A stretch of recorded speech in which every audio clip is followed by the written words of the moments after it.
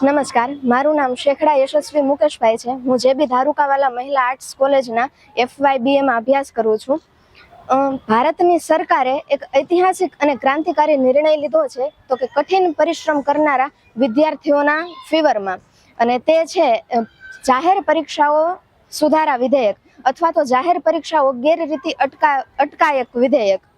આ પરીક્ષાનો મુખ્ય હેતુ એ છે કે જે વિદ્યાર્થીઓ રાત દિવસ એક કરીને કઠિન પરિશ્રમ કરે છે તેઓ પારદર્શક પરિણામ મેળવી શકે અને કોઈ પણ માફિયાઓ તેના સ્વપ્નો પર કાળો છાંયો ન લાવી શકે તે માટે આ નિર્ણય લેવામાં આવ્યો છે।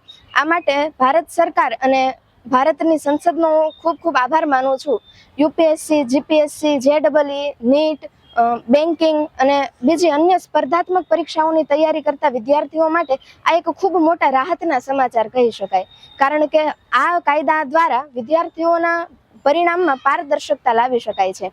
જાહેર પરીક્ષા સુધારા વિધેયક અંતર્ગત સરકારે નકલ કરાવનારાઓ સામે ખૂબ જ કડક પગલાં લેવાનું નક્કી કર્યું છે। તે અંતર્ગત કોઈ પણ નકલ કરાવનારાઓ સામે 10 વર્ષની જેલ અને 10 કરોડ સુધીનો દંડ ફટકારવામાં આવશે, જેનાથી કોઈ પણ આવો ગુનો કરતા પહેલા 2 વખત વિચાર કરવો પડશે કોઈ પણ વ્યક્તિઓને। અને આ પગલું લેવા બદલ અને આ કાયદો પસાર કરવા બદલ હું સરકારનો ખૂબ ખૂબ આભાર માનું છું।